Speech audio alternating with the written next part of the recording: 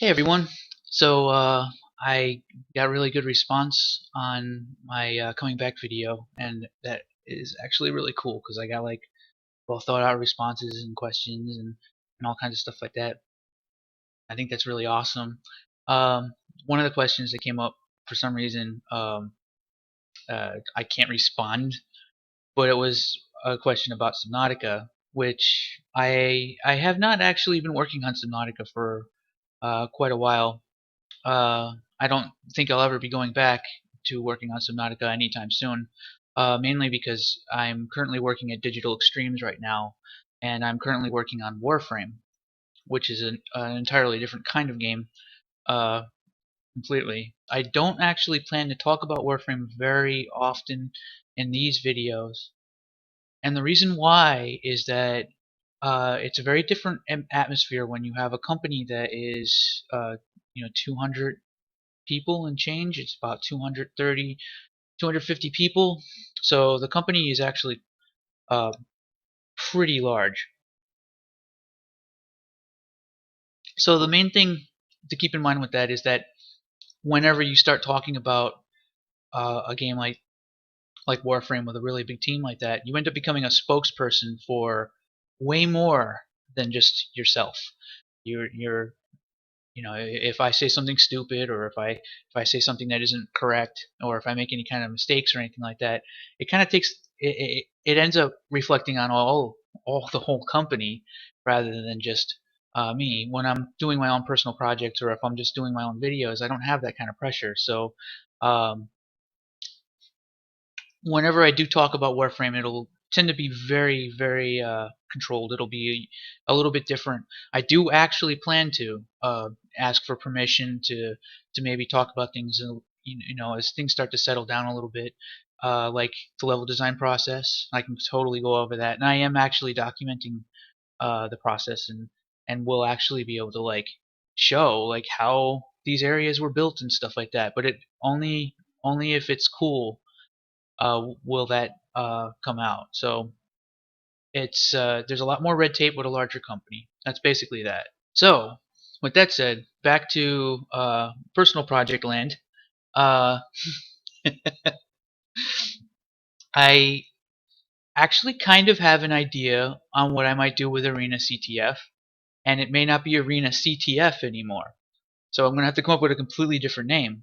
However, I think that domination with permadeath may actually be the more interesting combination. And it's not all that different from an older 2004 UT 2004 variation of domination.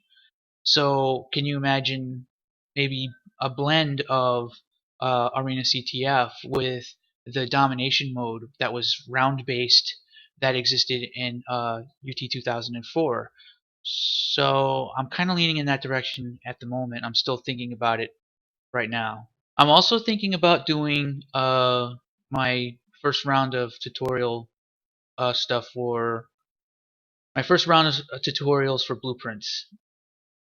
Um, they'll just be basic videos just showing me making a clone of Quake 1.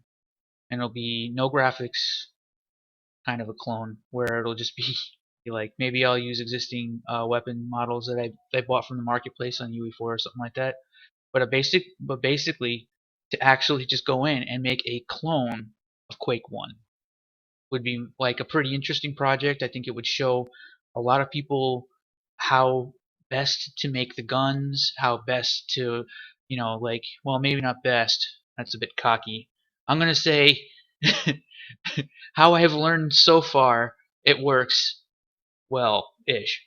So, which I think a lot of people can look at these things and go, well, you did this wrong or you did that. And I personally think that would be very useful because uh, every time I work on a new project on blueprints, I learn a whole bunch of new stuff that makes me like kind of forget. It's like, oh man, I really didn't know what the hell I was doing before, and it keeps happening. So every time I start a new project, I'm like, oh man, I was so stupid. It's like I'm a continual idiot. So bear with me on that. I don't even know if I'm really thus qualified to make a tutorial without looking kind of foolish. but I can get it a functional game. I know that. Now, I've mentioned this before in previous videos. Why do I prefer cloning an existing game for a tutorial rather than just making a blanket thing? Well, a big part of game design is building within a framework, figuring out what that is, and something that already exists as an existing framework also conveys to people, okay, well, I know exactly what Quake is, so it takes away a huge chunk of the very difficult part, which is the nebulous how things should be process. And when you start working on something and it completely changes to something else, that's actually pretty common in indie gaming.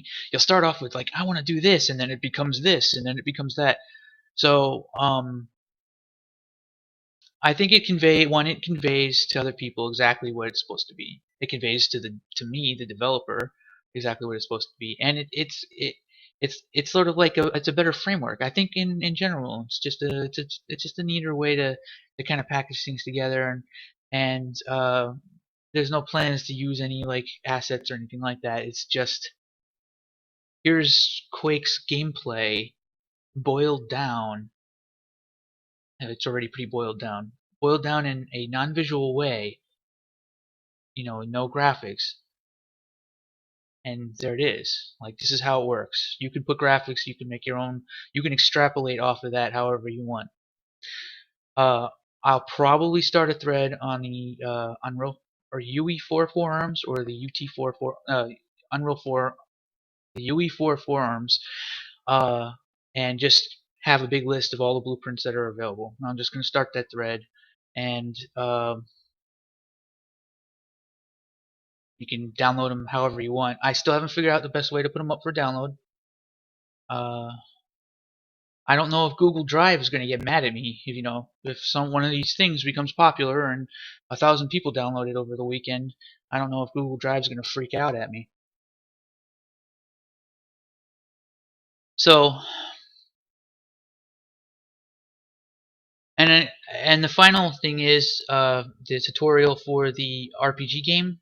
Now, this is not cloning an existing game. This ended up being what I was just talking about before, the nebulous whatever it is, and it became something it wasn't even supposed to be thing. I I think I'm just gonna wrap it up as a player versus player thing, and this will just be the first milestone because I'll continue working on it and like add quest NPCs and stuff like that. But for now, it's just gonna be a PvP area, and each player has control over 4 units, and one of them's a warrior, one of them's a mage, and the other one's a thing. And I'm gonna kind of backstep a little bit on how I wanted to balance the classes. And in this case, the classes are actually going to be um, they're going to be more dependent on each other. Whereas before, I was kind of balancing things a little bit more in the vein of Guild Wars 2 or something like that, where each of the classes are a more self-contained unit. Like they can self-heal. They can. In this case, if you're in control of all 4 of them, it makes a lot more sense for them to actually be, a more uh, representative perspective of the Holy Trinity: tank, healer, DPS, and that just conveys to other players exactly what these pieces are supposed to be. But then, maybe that'll change as I'm kind of balancing it. Really, it's just about creating a bunch of abilities at this point in time. So, okay. But that said, you should see some progress fairly soon this week on one of these fronts. I'll try to get like one of these fronts moving forward. I'm pretty interested in doing a Quake clone in Unreal 4. I think it would just be hilarious to see something that plays exactly like Quake 1 in Unreal 4. Okay, so with that said, you're watching Castle Does, and stay tuned for more.